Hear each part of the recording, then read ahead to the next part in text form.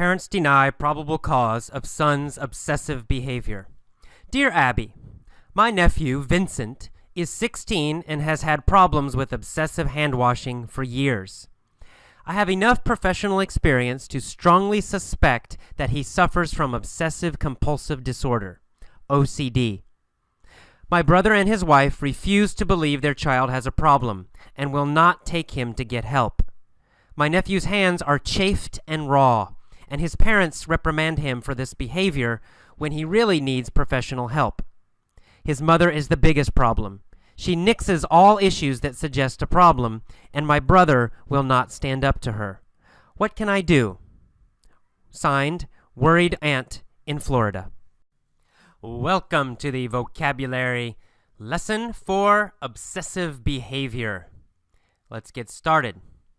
In the headline, we see the title, Parents Deny Probable Cause of Son's Obsessive Behavior.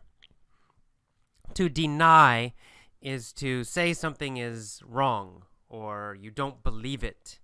So if you deny the cause, it means you won't listen to the cause or you say the cause is wrong. That's not the cause, that's not the cause. You're denying it. You're saying, no, it's not true. No, it's not true. That's to deny, Okay, and then probable means probable cause. You probably know probably, right? That's an adverb, probably. But probable is the adjective. So probable cause means the likely cause.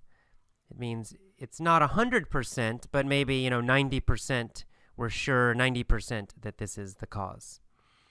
Okay, and then what are we talking about? The cause of what?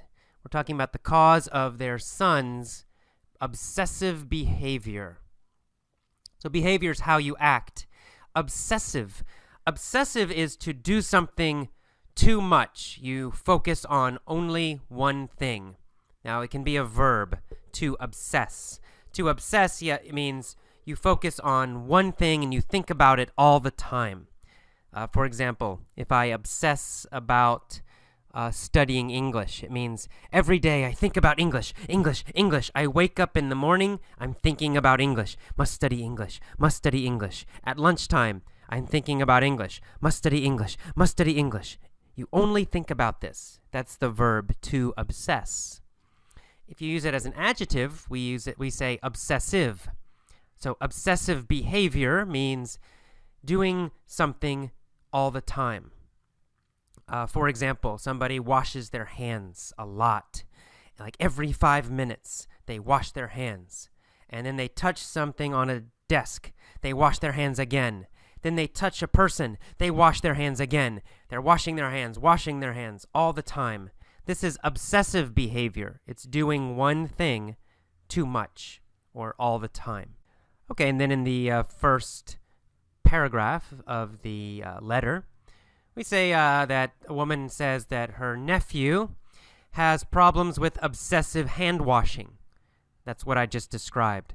Obsessive hand washing means you wash your hands all the time, much too much. You're always doing it again and again and again and again. Obsessive hand washing. Nephew, what's a nephew?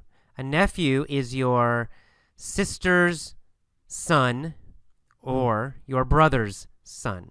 That's a nephew. Okay, so this nephew, he has obsessive hand washing. He washes his hands much too much. And then in the, she says, I think he needs professional help. He needs somebody to help him. I suspect means I think in this case. She strongly suspects that he suffers from obsessive compulsive disorder, OCD. To suspect means to think. It means you're not sure, but you think probably this is happening. And obsessive compulsive disorder, OCD, it's a kind of a mental illness, mental sickness where you constantly always do something again and again and again. Hand washing is a common example. But you're always thinking about one thing and doing one thing. Maybe this kid thinks about cleanliness, always wants to be clean, and he always washes his hands. So if you do that too much, if it's really, really, really too much all the time, if it's kind of crazy, then we might say the person has obsessive compulsive disorder, OCD. All right, and then she said her brother and his wife refuse to believe their child has a problem. So again, refuse is a little bit like deny. Refuse means to say no to something. Usually, when you refuse, it's because of a request. You say, I won't do something, right? Somebody wants you to do something, but you won't do it. You say, no, I won't do it. That's refuse. You refuse to do it. In this case, they refuse to believe. So we usually refuse to do something, refuse to think something, refuse to believe something. All right, so you deny a situation, you deny information, but you refuse an action. That's how they're different. All right, and then in the next sentence, she says, my nephew's hands are chafed and raw. Chafed means very rough. It means if you rub your hands together, right? You're rubbing your hands together very fast. Together, rubbing together. If you do that a very, very long time, your hands will start to hurt, right? Your hands become red.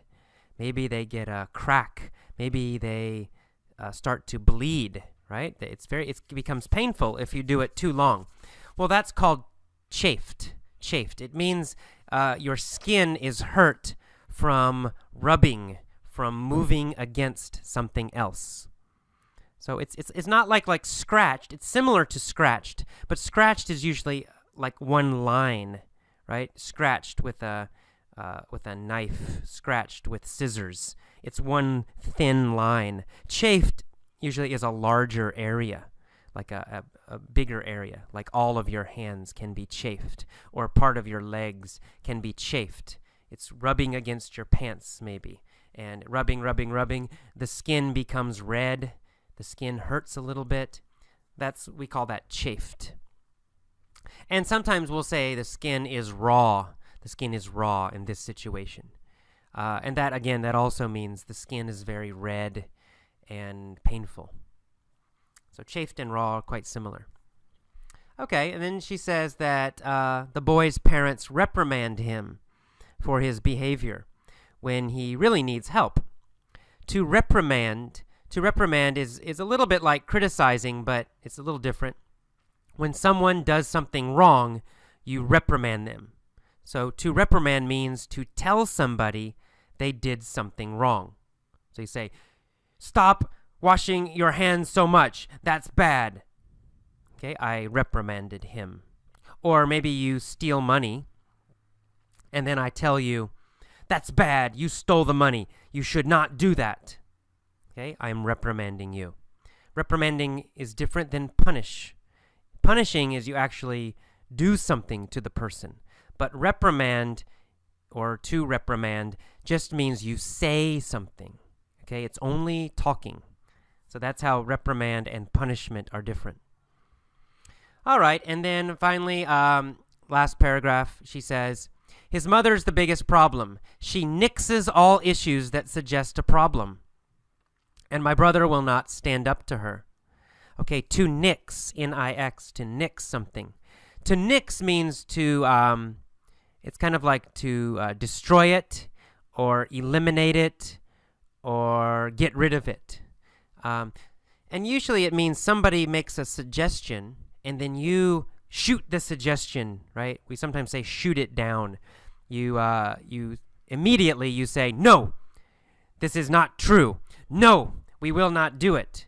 Okay, you are nixing the idea. You are nixing the suggestion. You're immediately saying no and denying it and refusing to do it. That's to nix. So when it says she nixes all issues that suggest a problem, it means she immediately and quickly says no anytime somebody says their son has a problem. So they say, look, I think your son might have a problem. Immediately she says, no, he does not have a problem. Absolutely not. There is no problem. Okay, that's to nix, to immediately deny something, to immediately say no to any suggestion. Okay, and finally, she says her brother will not stand up to his wife. To stand up to is a common phrase in English. To stand up to means to go against somebody, maybe argue with them, maybe fight them. but it means you will not be bullied. You won't let somebody else push you around or make you do something. If you stand up to someone, it means somebody else is strong, but you will go against them. You will disagree. You will tell them they're wrong. That's to stand up to somebody. And we sometimes use it in the negative.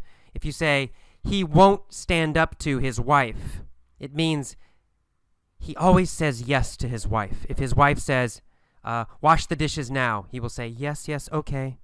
And if she says, take out the garbage, he says, yes, yes, okay. And if she says, you're stupid, you're ugly, he will say, oh, I'm sorry, right? He won't stand up to her. He won't go against her. He won't argue with her. He won't fight with her. If he does fight with her, if she says, you're ugly and stupid, and then he says, don't call me ugly and stupid. Don't ever say that again, damn it. Okay, now he is standing up to her, right? And you can picture it in your head. To stand up to someone means you stand tall against them. If they're yelling at you, if you sit down and you put your head down, right, it means you're very weak. But if you stand tall, face to face, then you're also strong. So to stand up to someone, it means be strong against somebody else. All right, that is all the vocabulary for this lesson. Move on to the mini story. Thanks.